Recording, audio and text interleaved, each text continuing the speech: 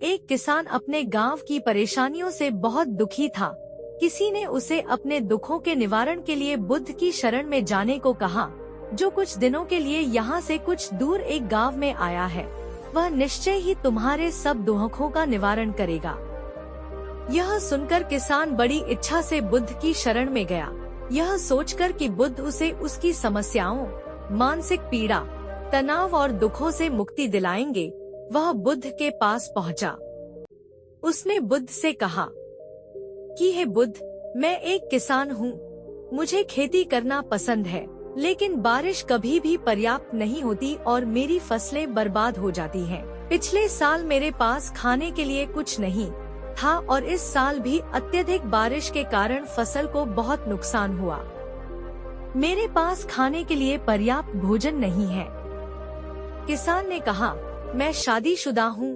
मेरी पत्नी मेरा ख्याल रखती है, मैं उससे प्यार करता हूँ, लेकिन कभी कभी वह मुझे बहुत परेशान करती है और घर में बहुत क्लेश हो जाता है, जिससे मुझे लगता है कि अच्छा होता अगर वह मेरी जिंदगी में नहीं आती।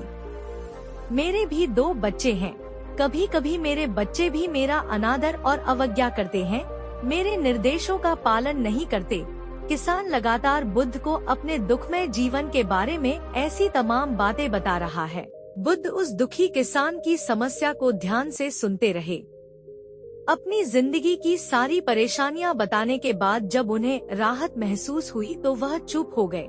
अब उसके पास बताने के लिए कोई और समस्या नहीं बची थी। अब वह चुपचाप बैठकर बुद्ध की ओर देख रहा था और अपनी समस्या का समाधान पाने के लिए बुद्ध के उत्तर की प्रतीक्षा कर रहा था। लेकिन बुद्ध चुप थे। किसान ने फिर कहा, हे बुद्ध, मैं आपकी शरण में आया हूँ। कृपया मेरे जीवन की इन समस्याओं का समाधान करें। बुद्ध ने कहा, मैं तुम्हारी कोई मदद नहीं कर सकता। किसान आश्चर्यचकित होकर बोला, अरे, यह आप क्या कह रहे हैं? सब कहते हैं कि आप सबके दुख दूर कर देते हैं, तो क्या तुम मेरी समस्याएं हल नहीं करोगे? इसलिए कि मैं एक गरीब किसान हूँ। बुद्ध ने कहा, मुश्किलें हर किसी के जीवन में आती हैं। जीवन में दुख और परेशानियां आना स्वाभाविक है। व्यक्ति के जीवन में अक्सर उसके कर्मों के अनुसार परिस्थितियां बदलती रहती हैं, जिससे सुख, दुख, निराशा और क्रोध आता है। नए रिश्तों का बनना, पुराने रिश्तों का बिगड़ना, रिश्तों में मिठास और कड़वाहट, ये सब सामान्य है। यह जीवन का हिस्सा है और यह जीवन का चक्र है। हकीकत तो यह है कि हम सभी के जीवन में 83 प्रकार की कठिनाइयां हैं। इन कठिनाइयों का समाधान आप और मैं नहीं कर सकते, कोई नहीं कर सकता। जिंदगी और जिंदगी में बनने वाले रिश्ते स्थिर नहीं होते। एक दिन रिश्तेदार भी चले जाएंगे और जिंदगी भी खत्म हो जाएगी, लेकिन ये समस्याएं वैसे ही रहेंगी जैसे आज आपकी जिंदगी में हैं और कल किसी और की जिंदगी में होंगी। इस पर किसान अपना नियंत्रण खो देता है और क्रोधित हो जाता है और ऊंची आवाज में बुद्ध से कहता है कि हर कोई कहता है कि तुम्हें एक महात्मा, एक सिद्ध पुरुष, एक प्रबुद्ध व्यक्ति होना चाहिए।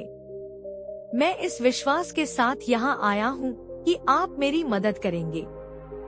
यदि आप मेरी समस्याएं हल नहीं कर सकते तो मेरा यहाँ आना व्यर्थ था। हर कोई झूठ बोलता है कि वे समस्याओं का समाधान करते हैं।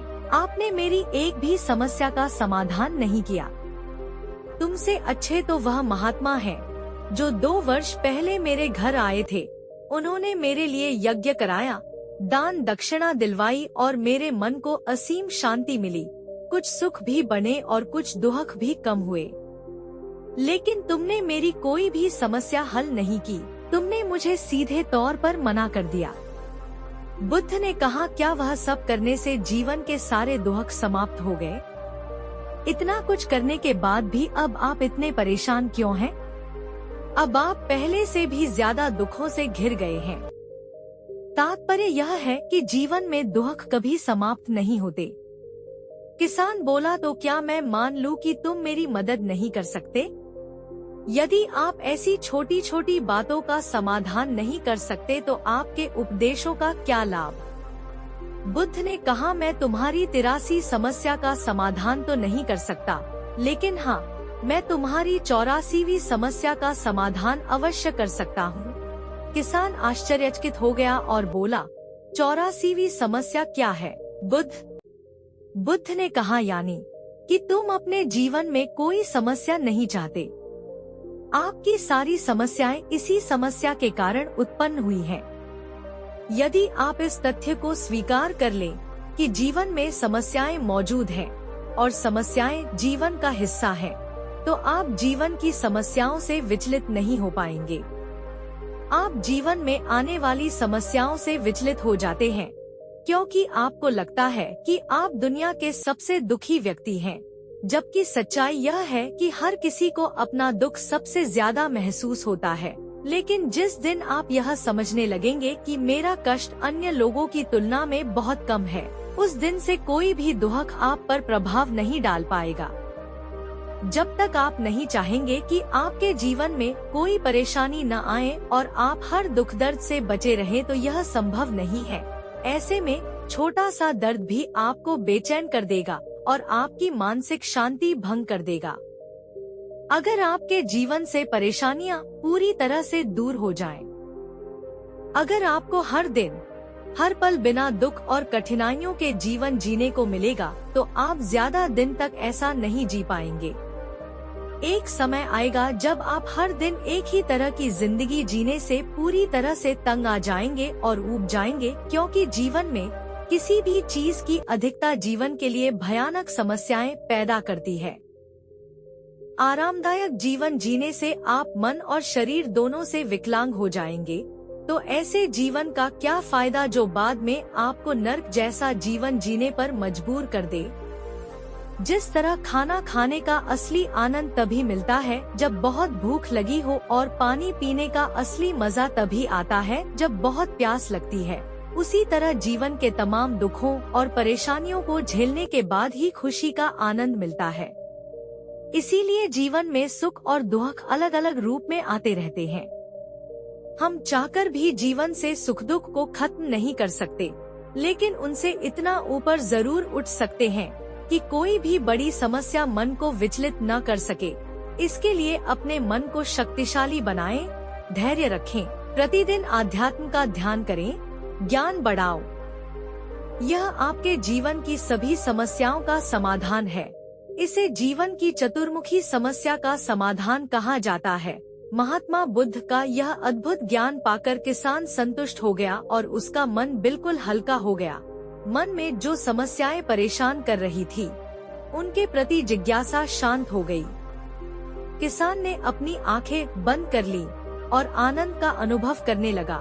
किसान को समझ आ गया कि वह अब तक क्या गलती कर रहा था और वह बुद्ध के चरणों में गिर गया। तो दोस्तों, मुझे उम्मीद है कि महात्मा बुद्ध की इस कहानी के माध्यम से आपके जीवन की कई समस्याएं समाप्त हो गई होंगी या कुछ समस्याओं का समाधान मिल गया होगा। अगर आपको यह वीडियो अच्छी लगी हो तो इसे लाइक और शेयर जरूर करना और हमारे चैनल को भी सब्सक्राइब कर लेना।